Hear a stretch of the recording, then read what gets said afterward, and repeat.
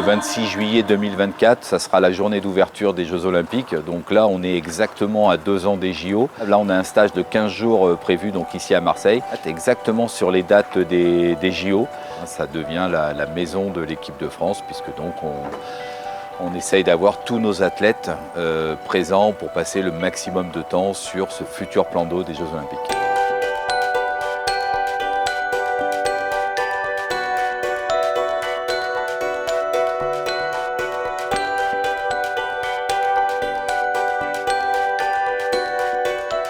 Marseille, je connais peu, même si j'y ai quand même passé du temps, parce que ça faisait partie de ma ligue quand j'étais jeune. Depuis l'Optimiste, j'ai grandi pas loin, sur la même Méditerranée. C'est aussi mon pôle, donc j'y passe du temps quand je peux m'entraîner. Et on va y passer encore beaucoup de temps pour être à la maison, pour me sentir le plus possible à la maison. Et voilà, j'en connais pas trop de choses, si ce n'est que ça peut être... tout est possible sur ce plan d'eau. On peut avoir du Mistral comme depuis 2 jours, comme on peut avoir très peu de vent. Ou du vent d'Est, mer plate, offshore. Donc ça va être un vrai challenge que d'apprivoiser ce plan d'eau.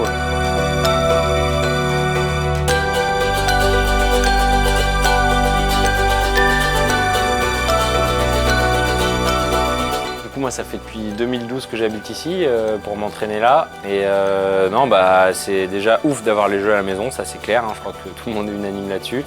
Et puis on a la chance d'être là au quotidien, donc je me suis mis aussi à la wing. Depuis le mois de février, je passe vraiment des heures sur le plan d'eau, donc à faire autre chose que du 4-7. Mais par contre, je vois où est-ce qu'il y a du vent, où est-ce qu'il n'y en a pas, quelles sont les conditions de vent, je regarde la météo et je vois ce qui se passe finalement sur l'eau dans la réalité.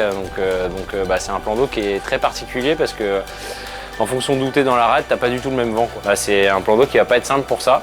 Et du coup, moi, l'avantage, c'est que ça fait déjà des années que je m'entraîne là et les Français en général, ça fait quelques temps qu'on y est. Donc même si les étrangers passent un petit peu de temps sur l'eau en ce moment, je pense qu'ils ont du temps à rattraper un petit peu quand même.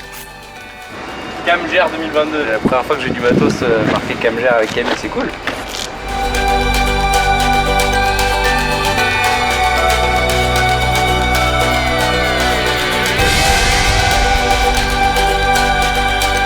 Marseille, c'est un endroit que je connais bien parce que moi je suis venu ici tout jeune m'entraîner.